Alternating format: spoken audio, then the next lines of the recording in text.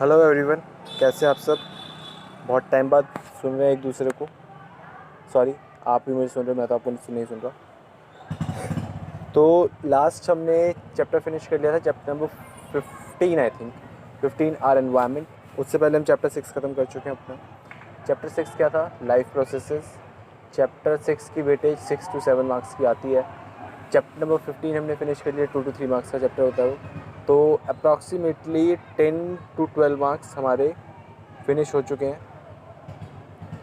उसके बाद आज हम जो चैप्टर स्टार्ट कर रहे हैं, चैप्टर नंबर 14, उसकी वेटेज 2 to 3 मार्क्स ही है। Lecture number 15, chapter 14, sources of energy. जैसे सोर्सेज ऑफ एनर्जी जैसे ही हम नाम सुनते हैं, हमें हमारे दिमाग में क्या आता है? जैसे जिस चीज़ से हमें एनर्जी मिलती है, तो अल्टीमेट सोर्स ऑफ एनर्जी क्या है? सन। क्योंकि एट लास्ट हमें जो सबसे पहले एनर्जी का सोर्स क्या है हमारे लिए? सन। सन से ही हमें एनर्जी मिलती है। लेकिन हम ह्यूमंस हैं, हमें एक चीज़ से सेटिस्फेक्शन कहाँ मिलती है? हम अलग अलग चीज़ें ढूंढने में लगे रहते हैं। तो उसी तरीके से जो सोर्स ऑफ एनर्जी हैं वो कई सारे हैं। मेनली हमें इस चैप्टर में क्या क्या पढ़ना है वो देखते हैं। सबसे पहले तो फ्यूल्स के बारे में पढ़ेंगे। फ्यूल्स एक्चुअल में होते क्या हैं, कौन गुड फ्यूल कौन सा होगा, आइडल फ्यूल कौन सा हम कंसिडर करेंगे, तो वो सारी चीज़ें हमें देखनी है इसमें। उसके बाद कई सारे जो सोर्स ऑफ एनर्जी है वो हम बहुत टाइम से यूज़ करते आ रहे हैं।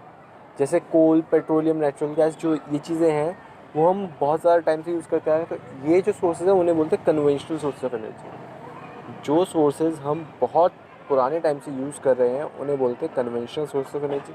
तो हम कन्वेंशनल सोर्स ऑफ एनर्जी के बारे में भी पढ़ेंगे। फॉसिल फ्यूल्स जितने भी हैं जो हमें डेड एंड डिकेड ऑर्गेनिजम्स की वजह से मिलते हैं, जैसे कोल, पेट्रोलियम, नेचुरल गैस, तो ये सारी चीज़ें हमें डिटेल में पढ़नी है।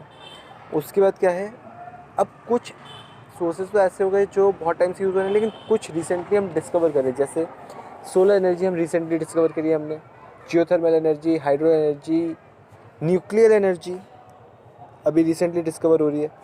तो ये जो चीज़ें रिसेंटली डिस्कवर हो रही हैं, जो source of energy recently discover हो रहे हैं, उन्हें हम क्या बोलते हैं? Non conventional source of energy.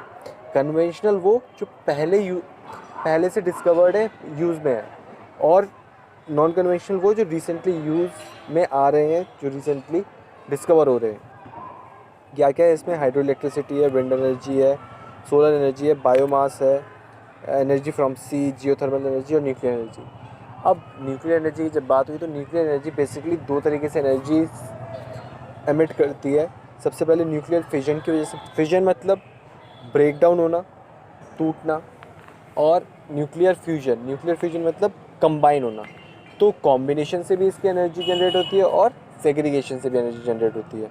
तो ये सारी चीज़ें हमें डिटेल में पढ़नी है। उसके बाद क्या है, अब इन सब चीज़ों की वजह से जब भी हम कोई एनर्जी के लिए किसी भी चीज़ को बर्न करते हैं तो उससे पॉल्यूशन होता है। मतलब एनवायरनमेंट पे क्या क्या हार्म होता है वो सारी चीज़ें पढ़नी, एनवायरनमेंट कॉन्सिक्वेंसेस। तो ये सारी चीज़ें हमने देख ली। जो हमें बेसिकली पढ़ना है वो ये है। अब देखते हैं कि स्टार्टिंग इंट्रोडक्शन से करते हैं। आइए शुरू करते हैं। इंट्रोडक्शन में सबसे पहले हम देखते हैं कि sources of energy. Source of energy की डेफिनेशन क्या होगी?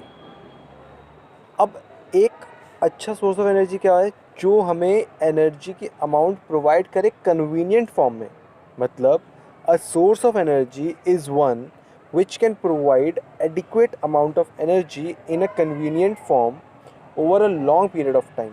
मतलब लंबे समय तक कन्वीनियंट फॉर्म में एनर्जी प्रोवाइड करे, उससे हम बोलेंगे सोर्स ऑफ एनर्जी। जैसे कोल है, कोल को जब हम बर्न करते हैं तो वो एनर्जी प्रोवाइड करता है, कौन सी? Heat energy.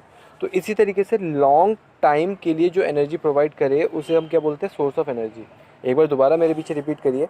A source of energy is one which can provide adequate amount of energy in in a convenient form over a long period of time. एक बार फिर से। A source of energy in is source of energy is one which can provide adequate amount of energy in a convenient form over a long period of time। तो ये source of energy की definition है, simple है। अब जितने भी source of energy हैं उन्हें हम बेसिकली दो कैटेगरीज में डिवाइड कर देते हैं, renewable and non renewable. As the name suggest renewable मतलब वो जो रिन्यू किए जा सकते हैं, और नॉन रिन्यूएबल वो जिन्हें हम दोबारा से रिन्यू नहीं कर सकते। और डिटेल में कैसे पढ़ते हैं। सबसे पहले आता है non renewable source of energy.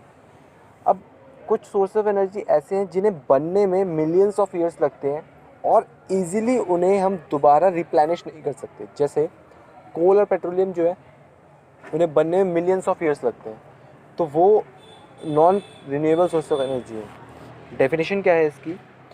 दो source of energy which have accumulated in nature over a very long time and cannot be quickly replaced when exhausted are called non-renewable source of energy।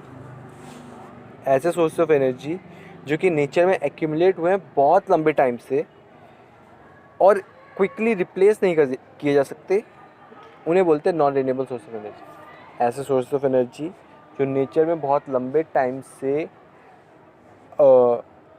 Accumulate हो रहे हैं और उन्हें easily replace करना possible नहीं है। Generally जो जितने भी non conventional source of energy हैं उन्हें हम डग आउट करते हैं अर्थ से, और non renewable source of energy को और क्या क्या बोलते हैं? Conventional source of energy. जैसे कि हम देख ही सकते हैं जितने भी कोल, पेट्रोलियम और नेचुरल गैसेस वगैरह हैं वो कन्वेंशनल सोर्स ऑफ एनर्जी हैं, ये हम बहुत टाइम से यूज़ करते आ रहे हैं। तो non renewable source of energy और क्या है? कन्वेंशनल सोर्स ऑफ एनर्जी बोलते हैं इन्हें, और एग्जॉस्टेबल, क्योंकि ये एट लास्ट एग्जॉस्ट हो सकते हैं। जिस हिसाब से अभी का कंजम्पशन है, ये प्रिडिक्ट किया जाता है कि 50 साल बाद पेट्रोल जो है वो एग्जॉस्ट हो जाएगा, वो फ्यूचर जनरेशन के लिए नहीं होगा। तो जो जितने भी non renewable sources of energy हैं उनके ऊपर हमेशा खतरा रहता है कि वो एग्जॉस्ट कभी भी हो सकते हैं, क्योंकि उन्हें बनने में मिलियंस ऑफ ईयर्स लगते हैं, और जिस हिसाब से हम अभी कंज्यूम कर रहे हैं वो कंजम्पशन रेट उसके फॉर्मेशन रेट से बहुत ज़्यादा है। तो इसलिए नॉन रिन्यूएबल सोर्सेज को और क्या बोलते हैं? Conventional source of energy and exhaustible source of energy. Non renewable sources of energy हमेशा डग आउट किए जाते हैं अर्थ से। अब इसका टोटली ऑपोजिट क्या है? Renewable source of energy. Renewable source of energy easily replace किए जा सकते हैं। दो source of energy which are being produced continuously in nature, जो कॉन्टीन्यूसली नेचर में प्रोड्यूस हो रही है। जैसे विंड है, विंड कॉन्टीन्यूस बेसिस पे चलती रहती है। वाटर है, वाटर ईजिली अवेलेबल है। तो जितनी भी source of energy easily available हैं, कॉन्टीन्यूसली एनर्जी प्रोवाइड करते रहते हैं, वो कैसे होते हैं? इनएग्जॉस्टेबल होते हैं। इसलिए उन्हें क्या बोलते हैं? Renewable source of energy, easily renew किए जा सकते हैं। तो दो source of energy which are being produced continuously in nature and are inexhaustible are called renewable source of energy. Example क्या है इसका? Hydro energy, wind energy, solar energy, ये सारे क्या हैं? Renewable source of energy, easily renew किया जा सकता है। जैसे सोलर एनर्जी, सन सुबह निकलता है, शाम को ढलता है, फिर सुबह आ जाता है, तो रिन्यू हो रहा है एक तरीके से देखा जाए तो जितने भी सोर्स ऑफ एनर्जी जिन्हें हम दोबारा से रिप्लेस कर सकते हैं वो सारे क्या होते हैं? Renewable source of energy. अब जैसे कि non renewable source of energy के दो नाम थे, कन्वेंशनल एंड एग्जॉस्टेबल। यहाँ भी रिन्यूएबल सोर्स ऑफ एनर्जी के दो नाम हैं, नॉन कन्वेंशनल एंड इनएग्जॉस्टेबल। क्योंकि नॉन कन्वेंशनल क्योंकि वो रिसेंटली डेवलप किए जा रहे हैं, और इनएग्जॉस्टेबल क्योंकि वो एग्जॉस्ट नहीं किए जा सकते। तो ये दो हमने देखा, इंट्रोडक्शन देखा, सोर्स ऑफ एनर्जी क्या होता है। सोर्स ऑफ एनर्जी को हमने दो कैटेगरीज में डिवाइड कर दिया, रिन्यूएबल एंड नॉन रिन्यूएबल। फिर हमने नॉन रिन्यूएबल देखा, उसके एग्जांपल्स देखे, रिन्यूएबल देखा, उसके एग्जांपल्स देखे। अब हम फर्दर चलते हैं अगले टॉपिक पे अपने। अगला टॉपिक है हमारा कि जो फ्यूल है वो गुड फ्यूल कौन सा होगा, उसकी क्या क्या कैरेक्टरिस्टिक्स, क्या क्या प्रॉपर्टीज़ होंगी, वो हमें पढ़ना है। एज अ क्वेश्चन ये आता है पेपर में, तो इसे एज इट इज़ याद रखें तो बेहतर होगा। What is a good source of energy? Direct यही क्वेश्चन पूछा जाता है, what is a good source of energy. तो उसके कुछ पॉइंट्स हैं। सबसे पहले, a good source of energy is one which should do a large amount of work per unit mass.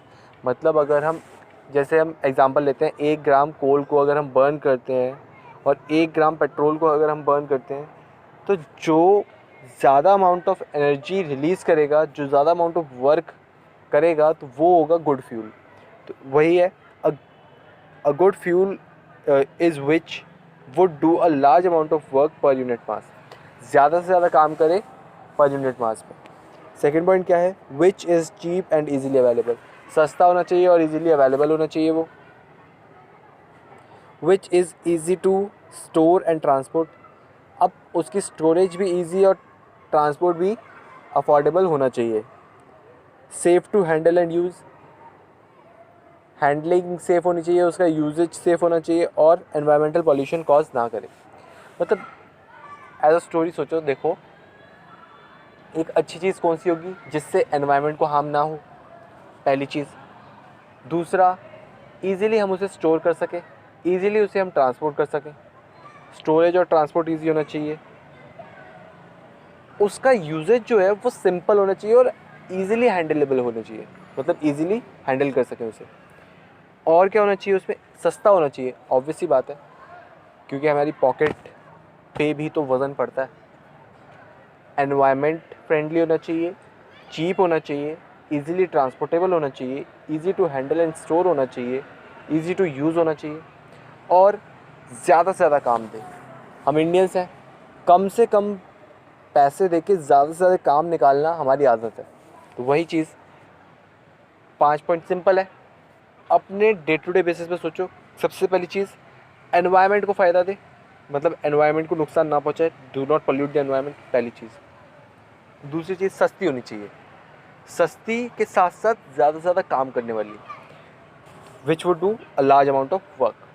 Cheap होनी चाहिए, ज़्यादा से ज़्यादा काम करने वाली। अब चीप है, काम भी ज़्यादा कर रही है, लेकिन हम तक पहुँचे, मतलब ट्रांसपोर्ट, तो ईज़िली ट्रांसपोर्टेबल होनी चाहिए।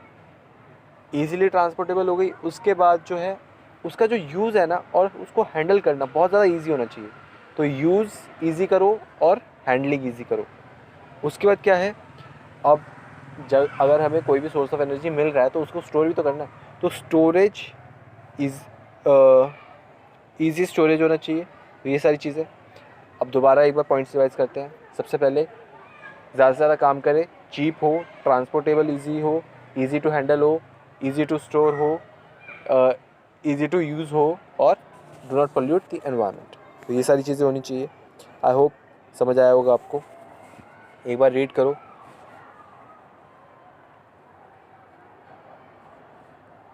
उसके बाद हम चलते हैं अगले टॉपिक पे, हमारे फ्यूल्स। फ्यूल्स के बारे में हमें क्या क्या पढ़ना है। जितने भी मटेरियल्स बर्न करने के बाद एनर्जी प्रोवाइड करते हैं उन्हें हम फ्यूल्स बोलते हैं। जैसे अगर आप प्लास्टिक भी बर्न करते हो, क्या वो एनर्जी प्रोवाइड करती है? लेकिन जितनी वो एनर्जी प्रोवाइड करती है उससे ज़्यादा पॉल्यूशन क्रिएट करती है, तो इसलिए हम उसे फ्यूल, जब वो एनर्जी प्रोवाइड करती है हम कंसिडर तो कर सकते हैं, लेकिन एज अ फ्यूल हम उसे यूज़ नहीं कर सकते, क्योंकि एनवायरमेंट कॉन्सिक्वेंसेस बहुत ज़्यादा है उसके। तो कोल जो है, कोल को जैसे ही हम बर्न करते हैं वो हीट एनर्जी रिलीज़ करता है, तो वो भी एक फ्यूल है। तो the materials which are burn to produce heat energy are known as fuels. वो सारे मटेरियल्स जिनको बर्न करने के बाद एनर्जी प्रोड्यूस हो उन्हें हम क्या बोलते हैं? फ्यूल्स। एग्जांपल क्या है? वुड, कोल, एलपीजी, पेट्रोल, इन सब चीज़ों को अगर हम बर्न करें तो एनर्जी रिलीज आउट होती है, तो इसलिए हम इन्हें क्या बोलते हैं? फ्यूल्स। जितने भी फ्यूल्स हैं उन्हें बर्न करने पे हीट एनर्जी प्रोड्यूस होती है, ये तो कंफर्म है। लेकिन अलग अलग फ्यूल्स को बर्न करने पे अलग अलग amount of heat energy release होती है, ये बात भी उतनी ही सच है। मतलब all the fuels produce heat energy on burning, but different fuels produce different amount of heat on burning. अब इस टॉपिक से एक इम्पॉर्टेंट चीज़ निकल के आती है, कैलोरीफिक वैल्यू। कैलोरीफिक वैल्यू आपको याद होनी चाहिए। Reason, most of the cases में ये क्वेश्चन पूछा जाता है। कैलोरीफिक वैल्यू, कैलोरीफिक वैल्यू है क्या? Usefulness of fuel is measured in terms of its calorific value. वो फ्यूल कितना यूज़फुल है वो उसकी कैलोरीफिक वैल्यू के थ्रू मेजर करते हैं। अब कैलोरीफिक वैल्यू की डेफिनेशन क्या है? The amount of heat produced by burning 1 ग्राम या फिर per unit of mass of a fuel completely is called calorific value. मतलब जैसे हमने 1 ग्राम कोल को बर्न किया, 1 ग्राम पेट्रोल को बर्न किया, 1 ग्राम हाइड्रोजन को बर्न किया, तो इन सब के 1 ग्राम या 1 यूनिट को बर्न करने से जिसमें मैक्सिमम अमाउंट ऑफ जितनी amount of heat energy release होती है, 1 ग्राम या 1 यूनिट को बर्न करने से जितनी अमाउंट ऑफ एनर्जी रिलीज़ होती है उसे हम बोलते हैं उसकी कैलोरीफिक वैल्यू। अज्यूम करते हैं जैसे अगर हमने एलपीजी को बर्न किया, एलपीजी को बर्न करने से जो एनर्जी रिलीज़ हुई वो हुई 50 किलो जूल, और वहीं पे हमने अगर हाइड्रोजन को बर्न किया तो हाइड्रोजन को बर्न करने से एनर्जी रिलीज़ हुई 150 किलो जूल। तो सबसे ज़्यादा एनर्जी रिलीज़ किस में हुई? हाइड्रोजन में। तो हाईएस्ट कैलोरीफिक वैल्यू किसकी होगी? हाइड्रोजन की। तो वही है, जितनी amount of heat energy release होगी वही उसकी कैलोरीफिक वैल्यू डिसाइड करेगी। अब जितनी ज़्यादा कैलोरीफिक वैल्यू उतना ज़्यादा अच्छा फ्यूल, डायरेक्टली प्रोपोर्शनल है कैलोरीफिक वैल्यू फ्यूल के की यूज़फुलनेस के। Higher the calorific value better the fuel will be. क्या क्या देखा आपने? अगर हम किसी भी मटेरियल को बर्न करते हैं और उससे अगर एनर्जी रिलीज आउट होती है तो उसे हम फ्यूल बोलते हैं। एग्जांपल देख लिया हमने, wood, coal, LPG, petrol etcetera. उसके बाद हमने देखा कि जब भी हम किसी भी मटेरियल को बर्न करेंगे, किसी भी फ्यूल को बर्न करेंगे तो हीट एनर्जी रिलीज़ आउट होगी। हीट एनर्जी अगर रिलीज़ आउट हो रही है तो उसको मेजर करने के लिए एक टर्म आती है calorific value. Calorific value actual में है क्या? 1 यूनिट को बर्न करने से जितनी हीट एनर्जी रिलीज़ होती है वो उसकी कैलोरीफिक वैल्यू होती है, और अगर जितनी ज़्यादा कैलोरीफिक वैल्यू उतना ज़्यादा अच्छा फ्यूल। उसके बाद क्या है, जो कैलोरीफिक वैल्यू है उसको मेजर करने के लिए यूनिट होनी चाहिए। जैसे मास को मेजर करने के लिए केजी, डिस्टेंस को मेजर करने के लिए मीटर। तो सबकी यूनिट्स होती हैं सेम। कैलोरीफिक वैल्यू को मेजर करने के लिए उसकी यूनिट है किलो जूल पर ग्राम। किलो जूल पर ग्राम एमसीक्यू क्वेश्चन बन सकता है, तो याद रखना। उसके बाद क्या आता है, अभी जो बताया था हाइड्रोजन गैस की कैलोरीफिक वैल्यू कितनी है? 150 किलो जूल पर ग्राम। हाइड्रोजन फ्यूल ही अब तक जो है, जो यूजेबल है और नोन है, 150 किलो जूल पर ग्राम हाईएस्ट कैलोरीफिक वैल्यू है। हाइड्रोजन हम जनरली स्पेस क्राफ्ट वगैरह में यूज़ करते हैं क्योंकि वहाँ पे जो अमाउंट ऑफ एनर्जी है वो बहुत ज़्यादा चाहिए होती है। दूसरा रीज़न ये है कि ट्रांसपोर्टेशन हाइड्रोजन का इजी नहीं है क्योंकि हाईली इन्फ्लेमेबल है। ज़रा सी हीट की वजह से ये बर्नआउट हो सकती है। ये रीज़न है हम हाइड्रोजन को यूज़ नहीं करते as a fuel in homes. क्योंकि अगर हम एलपीजी भी देखें, एलपीजी की जो कैलोरीफिक वैल्यू है वो 50 है। 50 कैलोरीफिक वैल्यू होने के बाद भी जो एलपीजी है वो इन्फ्लेमेबल होती है, सेकंड्स में बर्न हो जाती है। तो हाइड्रोजन की अगर 150 है तो उसकी बर्निंग पावर तो आप सोच ही सकते हो। तो इसीलिए अगर हाइड्रोजन की कैलोरीफिक वैल्यू कितनी थी? 150। तो अगर किसी भी कंपाउंड में, किसी भी फ्यूल में अगर हाइड्रोजन का अमाउंट ज़्यादा होगा तो उसकी कैलोरीफिक वैल्यू ज़्यादा होगी। जैसे एलपीजी है, एलपीजी में बेसिकली हमने सुना होगा कि मीथेन होती है। मीथेन का फॉर्मूला होता है CH4, मतलब एक एटम अगर कार्बन का है तो 4 एटम उसमें हाइड्रोजन के होते हैं। तो मीथेन में हाइड्रोजन का अमाउंट ज़्यादा है, तो इसलिए जो एलपीजी है उसकी कैलोरीफिक वैल्यू ज़्यादा होती है as compared to other fuels. जैसे वुड, कोल वगैरह की 48 किलो जूल समथिंग होती है। तो जितना ज़्यादा उसमें हाइड्रोजन का अमाउंट होगा उतनी ज़्यादा उसकी कैलोरीफिक वैल्यू होगी। वही लिखा हुआ है आगे, दस because of higher calorific value hydrogen is extremely good fuel. Most of the common fuels are the compounds of hydrogen and carbon call hydrocarbon. Hydrogen और कार्बन के कॉम्बिनेशन को क्या बोलते हैं? हाइड्रोकार्बन। इस हाइड्रोकार्बन के बारे में डिटेल्स में हम पढ़ेंगे केमिस्ट्री के चैप्टर नंबर 4 में। आगे आते हैं नेक्स्ट टॉपिक पे। कैलोरीफिक वैल्यू आपने पढ़ ली। अब एक चीज़ और आती है, कैलोरीफिक वैल्यू क्या था? जितनी अमाउंट ऑफ हीट एनर्जी वो रिलीज़ कर रहा था। Amount of heat energy released by burning 1 unit of 1 gram of fuel is termed as calorific value. अब इसका थोड़ा सा ऑपोजिट कह लो या फिर इससे थोड़ा हटके एक टॉपिक और आता है, इग्निशन टेम्परेचर। मतलब वो मिनिमम टेम्परेचर जो हमें प्रोवाइड करना होता है किसी भी चीज़ को बर्न करने से पहले। बर्न करने के लिए जो भी मिनिमम टेम्परेचर हमें प्रोवाइड करना है वो इग्निशन टेम्परेचर। जैसे अगर हम एक मैच स्टिक से पेपर बर्न करने जाएं, इजीली बर्न हो जाएगा, लेकिन वहीं हम अगर वुड बर्न करने जाएं तो वुड एक मैच स्टिक से इजीली बर्न नहीं होती। तो उसके लिए जो टेम्परेचर चाहिए बर्न करने के लिए वो थोड़ा ज़्यादा चाहिए। तो वही टेम्परेचर डिफरेंस आ गया। तो वो मिनिमम टेम्परेचर जो किसी भी चीज़ को बर्न करने के लिए चाहिए होता है वो उसका इग्निशन टेम्परेचर होता है। नहीं समझ आया? जैसे अगर आप क्रैकर्स की बात लो, क्रैकर्स में कुछ पटाखे ऐसे होते हैं कि जिन्हें हम इजीली बर्न कर सकते हैं, लेकिन जब हम फायर क्रैकर्स में अनार की बात करते हैं तो उसको बर्न करने में थोड़ा टाइम लगता है, तो उसका जो टेम्परेचर है वो रीच करने में थोड़ा टाइम लगता है। तो वही है, मिनिमम टेम्परेचर जो चाहिए किसी भी चीज़ को बर्न करने के लिए उसे बोलते हैं उसका इग्निशन टेम्परेचर। इग्निशन टेम्परेचर की डेफिनेशन क्या है? Minimum temperature to which a fuel must be heated so that it may catch fire and start burning is known as its ignition temperature.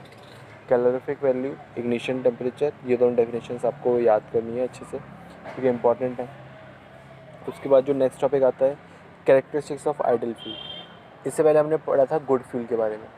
अब गुड फ्यूल और idol fuel में थोड़ा सा difference है, most of the similar ही है। वहाँ पे क्या था कि ज़्यादा से ज़्यादा काम होना चाहिए। ज़्यादा काम कब होगा? जब कैलोरीफिक वैल्यू ज़्यादा होगी। फर्स्ट पॉइंट वही है, it should have a high calorific value. वहाँ पे क्या था कि एनवायरनमेंट को हार्म नहीं करना चाहिए। एनवायरनमेंट को हार्म ना करे मतलब वो जो फ्यूल है वो बर्न होना चाहिए विदाउट गिविंग एनी स्मोक। वही है, it should burn without giving out any smoke और हार्मफुल गैसेस। कोई हार्मफुल गैसेस वगैरह लिबरेट नहीं करनी चाहिए इसे।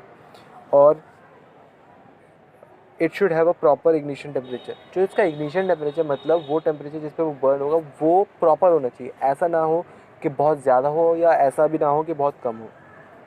एक मिनिमम सेट ऑफ टेम्परेचर होना चाहिए उसका। High calorific value, burn without giving out any smoke और harmful gases, proper ignition temperature. फिर वही, it should be cheap, easily available, easy to handle, safe to transport and convenient to store. Do not leave ash behind.